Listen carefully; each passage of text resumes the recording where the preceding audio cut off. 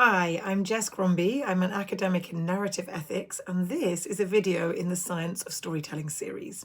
So I was going to save today's text for later in the series, but I was working in Lebanon last week on a storytelling workshop, and during a conversation about decolonial storytelling, I was asked which text has influenced me more than any other, and it's this one, Gayatri Chakravorty Spivak's Can the Subaltern Speak from 1988. So Spivak was born in Calcutta in 1942 and is currently a professor of humanities at Columbia University in the USA. And she describes herself rather brilliantly as a practical deconstructionist, feminist, Marxist. And what this frankly inspirational self-descriptor means is that as an academic, she's interested in ideas around power and truth, and who has the ability to construct narratives that inform both our individual decisions as humans, but also how narratives affect the decisions made by institutions such as governments. And her focus areas are on women in India, primarily in the colonial and post-colonial periods. So in this essay, she outlines the idea of speech as a form of power, which is why it's so relevant for us.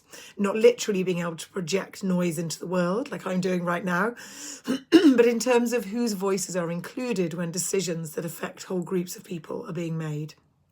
She brings this idea to life through the example of the Hindu practice of sati or suti, which was when a widow would sacrifice herself by burning atop her husband's funeral pyre, and which was outlawed during the colonial period by the British East India Trading Company in 1832.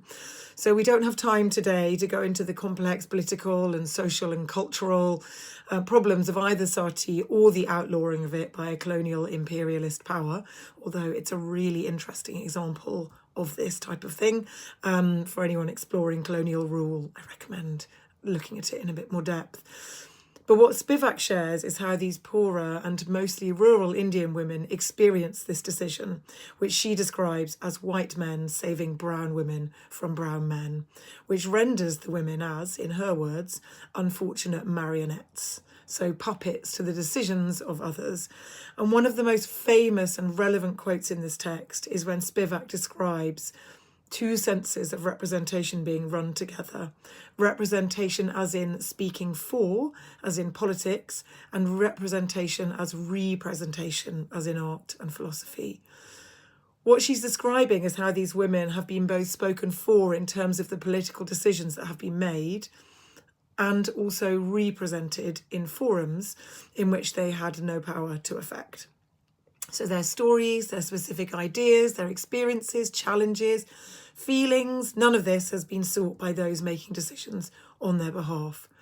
And it's a metaphor for the whole colonial project, really.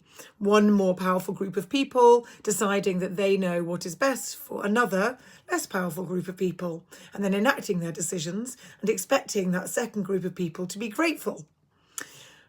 So Spivak in this text outlines brilliantly how those with less power get spoken for by those with more power, and therefore how the narratives of the more powerful become the dominant truths.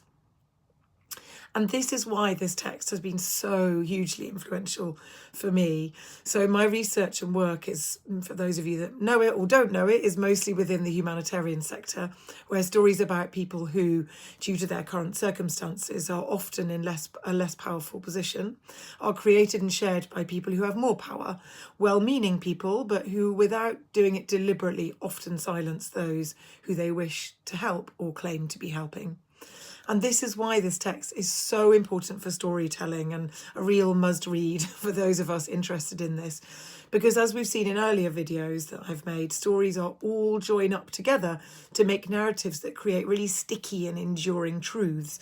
And so whose voices are included in not just the stories themselves, but also the decision-making process about what stories we should tell is really important. So if you're interested in finding out more about this, there are some brilliant explainer videos on YouTube, which I recommend you watch, or you can just read the text itself, or you can just reflect on the idea that being a storyteller is as much about listening as it is about speaking.